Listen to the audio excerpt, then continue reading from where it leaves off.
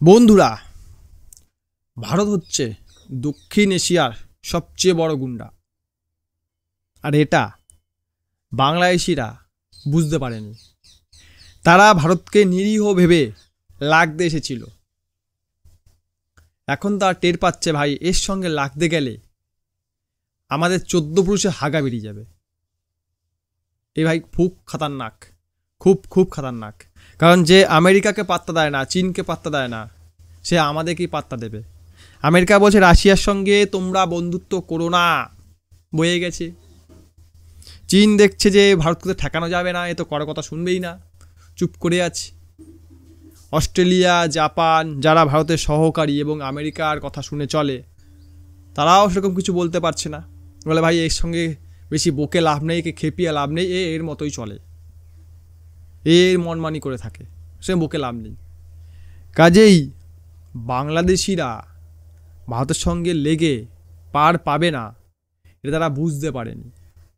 তারা ভেবেছিল কোনো ব্যাপার না, ভারতকে আমরা ঠিক কাবু করে দেব, আমরা ভারতকে ভেতর থেকে খোকলা করে দেব, ভারতকে ভেতর থেকে আক্রমণ করব, ভারত ভেঙে পড়বে।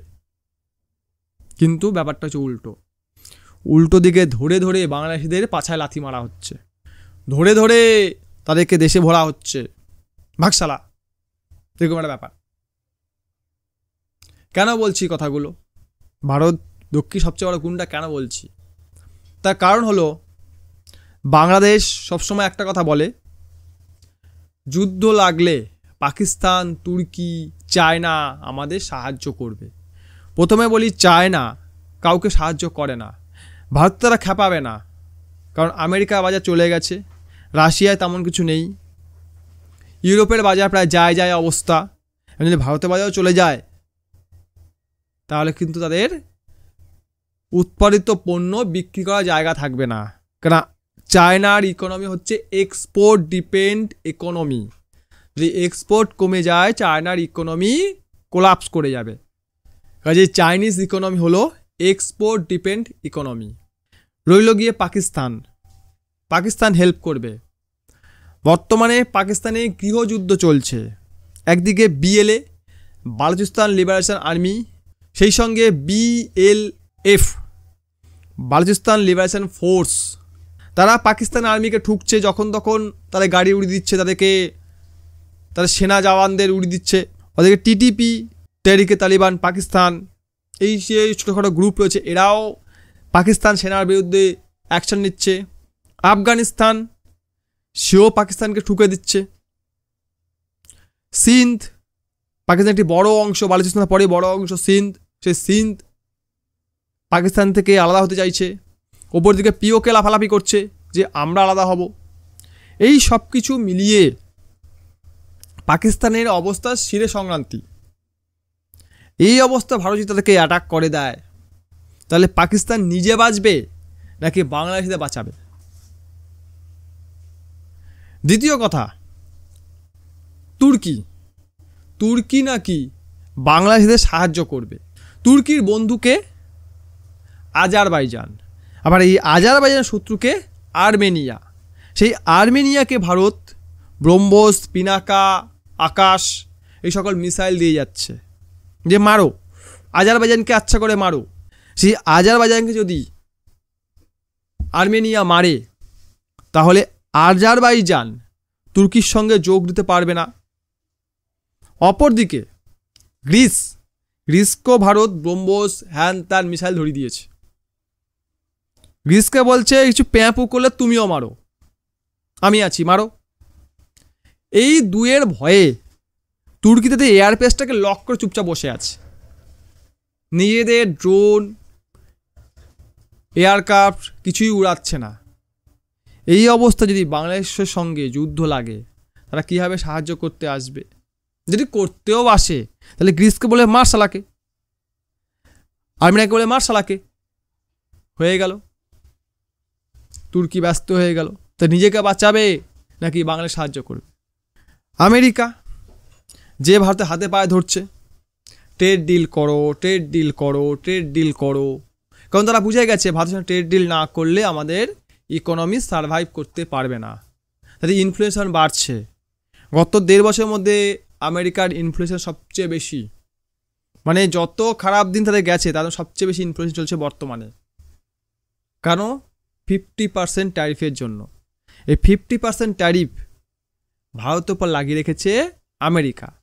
তা সত্ত্বেও ভারতের জিডিপি লাফিয়ে লাফিয়ে চলছে, তারা অবাক হয়ে যাচ্ছে ভাই কী করে হলো। তাহলে এর সঙ্গে ব্যবসা না করলে তো আমাদের বিপদ হয়ে যাবে। তাই বারবার জেডি ভ্যান্স থেকে আরম্ভ করে ওদের যত কংগ্রেসের নেতা আছে, মানে ওদের যা সাংসদ যা আছে, তারা এসে ভারতে ভিজিট করছে, হাতে বাদ হচ্ছে ভাই ট্রেড ডিল করো, ট্রেড ডিল করো, ট্রেড ডিল করো। কিন্তু ভারত কি বলছে? যতক্ষণ না পর্যন্ত তোমরা বাংলাদেশ ছেড়ে বেরোবে ততদিন আমরা ট্রেড ডিল করবো না। কোনো ট্রেড ডিল হচ্ছে না। ট্রাম্পও ওদিকে চুপচাপ হয়ে গেছে, ভারত নিয়ে কোনো কথা বলছে না, কোনো মন্তব্য করছে না, কোনো প্যাকার্ড বা বোর্ড নিয়ে আর কোনো ছবি তোলাচ্ছে না, সোশ্যাল মিডিয়া এরকম পোস্ট করছে না। এত কিছু ঘটছে। এত কিছু দেখার পরেও বাংলাদেশিরা বুঝতে পারছে না যে ভারতের সঙ্গে লাগতে গেলে আমরা তাসের মতো উড়ে যাব, আমাদেরকে ফু মেরে উড়িয়ে দেবে। এছাড়াও আমেরিকার আরেকটি ভয় হচ্ছে যে ভারত এবং ব্রিক্স কান্ট্রিগুলো, Brazil, Bharat, China, Russia, South Africa, এই সকল দেশগুলি মিলে বিশ্বের 37% ট্রেড করে। তারা যদি ফট করে একটি ব্রিক্স কারেন্সি লঞ্চ করে দেয় এবং সেটা ব্যবহার করা শুরু করে দেয়, তাহলে আমাদের কি হবে? আমাদের ডলার তো রাতারাত পড়ে যাবে, শেষ হয়ে যাবে। এবং আমেরিকার শক্তি হচ্ছে ডলার। আমেরিকার ইকোনমির শক্তি হলো ডলার। সেই ডলার যদি ইনভ্যালিড হয়ে যায় তাহলে কি হবে? এদিকে সৌদি আরব বলছে আমিও ব্রিক্স জয়েন করব, ওপেক কান্ট্রিগুলো বলছে আমরা ব্রিক্স জয়েন করব। যদি তারাও জয়েন করে নেয়, ডলারের কোনো ভ্যালু থাকছে না। সেটাও আমেরিকার মনে ধুকপুকানি বাড়িয়েছে। ফলে তারা ভারতের সঙ্গে কথা বলার চেষ্টা করছে। কারণ ব্রিক্সের বাকি দেশগুলো যেমন ব্রাজিলকেও অনেক চোখ দেখিয়েছে। রাশিয়ার সঙ্গে তারা কথা বলতে পারবে না, চীনের সঙ্গে কথা বলতে পারবে না। তো রইল ভারতকে তারা বোঝাতে পারে, তাহলে এদের দুজনকে বোঝানো সহজ হবে। ব্রিক্স কারেন্সি লঞ্চ হবে না, আমেরিকার ডলার বেঁচে থাকবে। তাই ভারত তারা তেল লাগাচ্ছে। যেখানে আমেরিকার মতো দেশ ভারতকে তেল লাগিয়ে চলে, সেখানে বাংলাদেশ, যার কোনো অস্তিত্ব নেই, যাদেরকে যখন তখন ধ্বংস করা যায়, সেই একটি দেশ, তারা কি বলছে? আমরা ভারতের সঙ্গে যুদ্ধ করব। তখন চায়না, পাকিস্তান, তুর্কি আসবে আমাদের সঙ্গ দিতে। এত কিছু শোনার পরেও যদি কোনো কাংলুর মনে হয় সব গাল গল্প, মন গড়া গল্প, তাহলে তোদেরকে একটা কথাই বলবো, তোদের মাথায় কোনো বুদ্ধি শুদ্ধি নাই। সত্যি সত্যি তো নাই।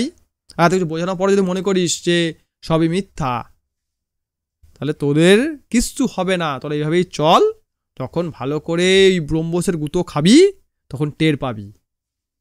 ঠিক আছে? বাপের নাম ছাগল হয়ে যাবে, তখন বলবো ছাগলের বাচ্চা সব শালা। বুঝলি?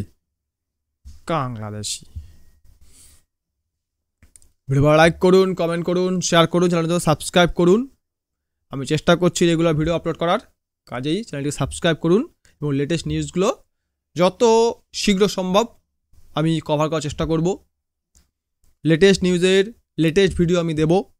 তাই চ্যানেলটিকে সাবস্ক্রাইব করুন, পাশে থাকা বেল আইকনটাকে প্রেস করে রাখবেন যাতে আমার ভিডিওর নোটিফিকেশান আপনি পেয়ে যান সবার আগে। ভিডিও দেখার জন্য অসংখ্য ধন্যবাদ।